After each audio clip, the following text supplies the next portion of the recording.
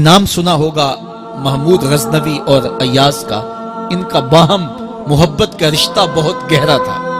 ایاز ٹوٹ کے چاہتا تھا بادشاہ کو، اب دیگر مصاحبین حسد کرتے تھے، بغض رکھتے تھے، وہ کہتے تھے یہ کوئی کیا اس میں کرشمہ اور کمال ہے کہ بادشاہ اس کو اتنا ہی چاہتا ہے۔ تو بادشاہ جب ان وزراء کا، مشیروں کا حسد حد سے بڑا ہوا دیکھا تو ایک دن سب کو اپنے دربار میں حاضر کیا۔ دربار میں ایک تالاب تھا تو اس میں مٹھی بھر کے موتیوں کی پھینک دی اور ایک ایک وزیر کو کہا کہ یہ موتی نکال کے لاؤ اور یہ خیال کرنا کہ تمہارا لباس بھی، تمہارا بدن بھی نہیں بھیگنا چاہیے۔ تو سب نے کہا کہ یہ عجیب بات ہے کہ حوض کی تہہ سے موتی نکال کے لائیں اور لباس بھی نہ بھیگے اور بدن بھی نہ بھیگے، یہ تو لازمی ہوگا۔ پھر دوسرے وزیر کو کہتا کہ یہ موتی نکال کے لاؤ، تمہارا لباس بھی نہیں بھیگنا چاہیے، تمہارا بدن بھی نہیں بھیگنا چاہیے۔ تو وہ آگے سے حجت کرتا یہ کیسے ہو سکتا ہے کہ بدن بھی اور لباس بھی نہ بھیگے اور موتی بھی نکال لاؤں؟ تیسرے کو، چوتھے کو، پانچویں کو، ہر ایک آگے سے حجت کرے یہ کیسے ہو سکتا ہے؟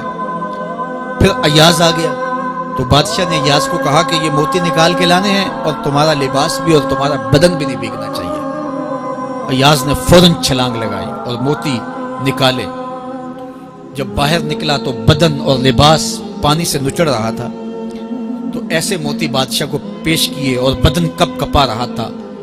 تو بادشاہ بڑے غصے سے کہا کہ ایاز تمہارا بدن بھیگ گیا، تمہارے کپڑے بھی بھیگ گئے، میں نے کہا تھا لباس بھی نہیں بھیگنا چاہیے، کپڑے بھی نہیں بھیگنے چاہیے۔ تو ایاز بڑی لجاجت سے عرض کرنے لگا، بادشاہ سلامت، آپ کے دو حکم تھے، ایک یہ کہ موتی نکال کے لانے ہیں، دوسرا حکم یہ تھا کہ لباس اور کپڑے بھیگنے نہیں چاہیے، تو ایک حکم میں نے پورا کر دیا ہے، دوسرے کی معافی چاہتا ہوں۔ تو صاحب، اللہ نے حضرت انسان کے سینے میں جذبات کا ایک جہاں آباد کیا ہے، شیطان کو بھی انسان کے پیچھے لگا دیا اس کی آزمائش کے لیے، اس کے امتحان کے لیے، نفس بھی اس کے اندر موجود ہے، اور دوسری جانب اس کو گناہوں سے منع بھی کیا اور نیکی کی تلقین بھی کی۔ اب کتنی مشکل زندگی ہے حضرت انسان کی، آئی جان شکنجے اندر جویں ویلنے دے وچ گنا، کتنی مشکل زندگی ہے، خواہشیں ہیں کہ آوارہ ہیں، آرزویں ہیں کہ بے قابو ہیں، اور دوسری جانب اللہ کا حکم ہے، اب کیا کرے؟ تو گناہ کرنے کے بعد پھر اللہ کے حضور توبہ کر لے، جو ممرزد ہو جائے تو اس پر اکڑے نہ اور اس پہ مصر نہ رہے، اس پہ اصرار نہ کرے، بلکہ فوراً اللہ کے حضور توبہ کرے۔ گناہ کرنے کے بعد بندہ جب توبہ کرتا ہے، التائب من الذنب کمن لا ذنب لہ، تو وہ ایسے ہوتا ہے جس طرح اس نے گناہ کیا ہوا ہی نہیں۔ بندہ 100 بار گناہ کر کے توبہ کرے، اللہ 100 بار معاف فرما دے۔ وہ کریم ہے، 70 ماؤں سے زیادہ پیار کرتا ہے۔ تو بندے اس کی دہلیز پہ جب توبہ کرتے ہیں، رجوع کرتے ہیں اور اس سے معافی مانگتے ہیں، تو وہ یہ نہیں دیکھتا کہ یہ گناہ گار کتنا بڑا ہے، وہ یہ دیکھتا ہے کہ یہ میری دہلیز پہ آیا ہے اور اس کے ما قبل کے سارے گناہ معاف بھی کرتا ہے، بلکہ گناہوں کو بدل کے نیکیوں میں بھی تبدیل کر دیتا ہے۔ آئیے اب قرآن مجید میں ان لوگوں کی کہانی بھی پڑھیے جو اپنی زندگی کو اپنے مالک کے نام لگا چکے ہیں، اور ان سے اگر کوئی معاملہ سرزد ہو جاتا ہے تو وہ کس قدر اللہ سے ڈرتے ہیں۔ والذین یؤتون ما آتوا وقلوبهم وجلہ انہم الی ربہم راجعون، فرمایا کہ وہ لوگ جب ان سے کوئی خطا سرزد ہو جاتی ہے، کوئی گناہ ہو جاتا ہے، تو ان کے دل لرز جاتے ہیں، خوف خدا سے وہ کانپنے لگ جاتے ہیں۔ انہم الی ربہم راجعون، تو وہ اپنے رب کی طرف رجوع کرنے والے ہوتے ہیں۔ اگر ان سے کبھی کوئی گناہ سرزد ہو جائے، ان سے کوئی غلطی سرزد ہو جائے، تو پھر اس پہ ضد نہیں کرتے، اس پر مصر نہیں ہو جاتے، اس پر حجتیں اور دلیلیں نہیں لاتے، بلکہ وہ کیا کرتے ہیں؟ فوراً اللہ کے حضور رجوع کرتے ہیں اور معافی مانگتے ہیں، اور اللہ کو یہ بہت پسند ہے کہ کوئی مجھ سے معافی مانگے، اور اللہ انہیں معاف کر دیتا ہے۔ اللہ اکبر۔ حضرت عبداللہ ابن مسعود رضی اللہ تعالیٰ عنہ فرماتے ہیں کہ مومن کی یہ شان ہے کہ جب وہ گناہ کر بیٹھے تو وہ یوں محسوس کرتا ہے جس طرح پہاڑ تلے آ گیا ہے۔ یہ اس کی کیفیت ہے کہ گناہ کرنے کے بعد، نافرمانی کرنے کے بعد اس کا دل لرز اٹھتا ہے، वकुलूबुहुम वजला। तो हजरत अब्दुल्ला इब्न मसूद फरमाते हैं यूं महसूस करते हैं जिस तरह पहाड़ तले आ गया है और पहाड़ अभी गिर जाएगा और उन्हें कुचल देगा। तो वो जल्दी जल्दी तलाफी करते हैं, तौबा करते हैं, रुजू इल्लल्लाह करते हैं ताकि हमारा गुनाह माफ हो जाए। और मुनाफिक की मिसाल भी बयान की गई, जब वो गुनाह करता है तो यूं महसूस करता है जैसे बदन पे मक्खी बैठी थी, हल्के इशारे से उड़ा दी। सवेर से लेकर शाम तक कितनी बार हम अपने बदन पे बैठी मक्खियां उड़ा देते हैं और हमें शाम को याद भी नहीं होता कि ये अमल हमने कितनी बार किया है। मैं और आप अपने अंदर उतर करके देख सकते हैं हमारी कैफियत बातिन क्या है। नमाजें छोड़ी, झूठ बोला, गिबत की, चुगली की, किसी का दिल दुखाया, किसी को तकलीफ दी, गाली गलोच किया, सब्बो शतम किया, सवेर से शाम तक क्या क्या गुनाह किए। कभी ख्याल भटके, कभी सोचें आवारा हुई, कभी निगाहों ने बदकारियां की, कभी जुबान ने जुर्म किए और शाम को हमें याद भी नहीं होता कि आज हमने क्या क्या जराइम किए, आज हमने क्या क्या गुनाह किए। अगर हमारी ये कैफियत है तो ये अमली निफाक है कि बदन पे मक्खी बैठी और उड़ा दी। और अगर हमारी कैफियत ये है कि गुनाह के बाद ये महसूस होता है कि हम पहाड़ तले आ गए और अल्लाह की नाराजगी हमने मूल ले ली और जल्दी जल्दी तौबा करके रुजू करने की जानिब बढ़ते हैं, तो फिर मुबारक हो। नहीं तो मुझे और आपको अपना मुहासबा करना चाहिए।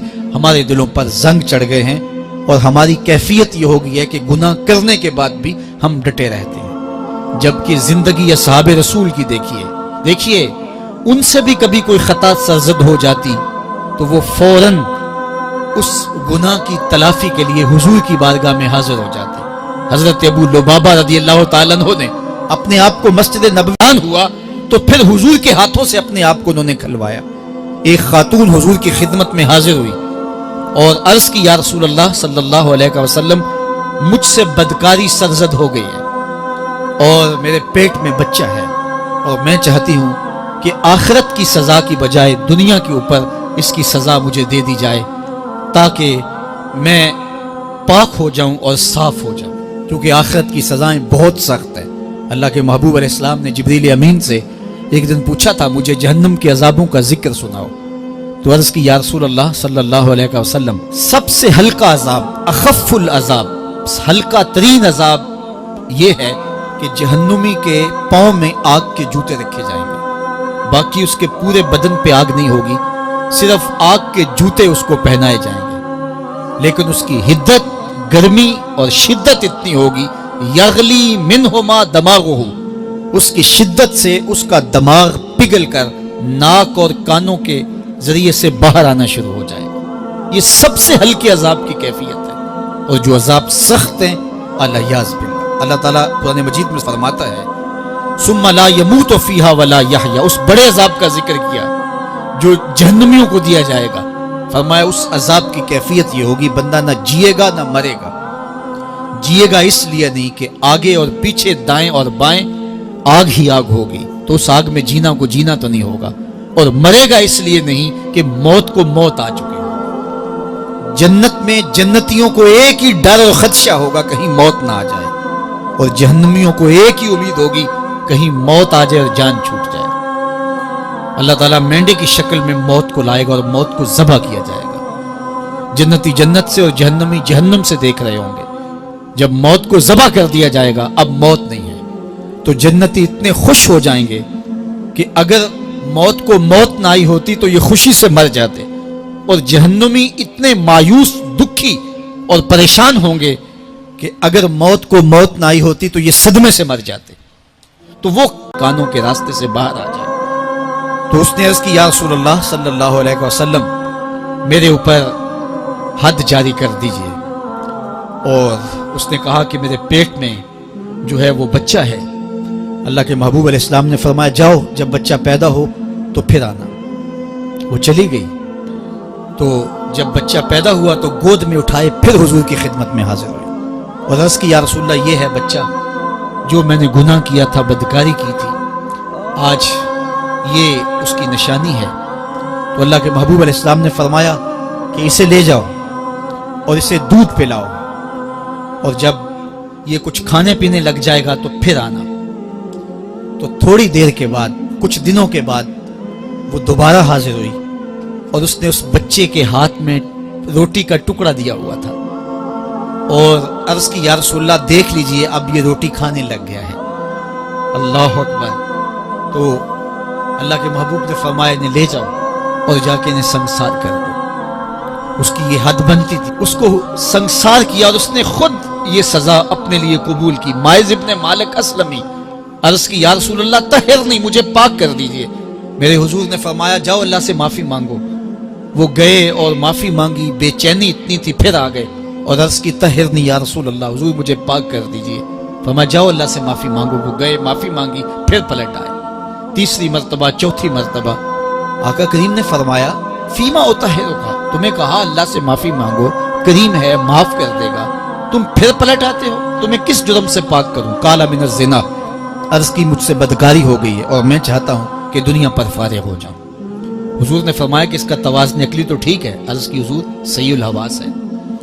کہا کہ یہ نشے میں تو نہیں کہہ رہا؟ کسی نے اٹھ کے منہ سونگا، کہا حضور ایسی بات بھی نہیں ہے۔ فرمایا تم سوچ لو کیا کہہ رہے ہو؟ کہا حضور جو میں کہہ رہا ہوں وہ سچ کہہ رہا ہوں، مجھ سے گناہ سرزد ہو گیا اور میں چاہتا ہوں کہ دنیا پر ہی فارغ ہو جاؤں۔ اللہ کے محبوب علیہ السلام نے فرمایا کہ انہیں سنسار کر دو۔ مائز ابن مالک اسلمی کو سنسار کر دیا گیا۔ جب ان کا جنازہ اٹھا تو حضور بھی جنازے کے جلوس میں تھے۔ کسی کی زبان سے نکلا لو مائز نے گناہ کیا تھا، بس یہ بات سننے کی دیر تھی، اللہ کے محبوب کے چہرے پہ جلال آ گیا۔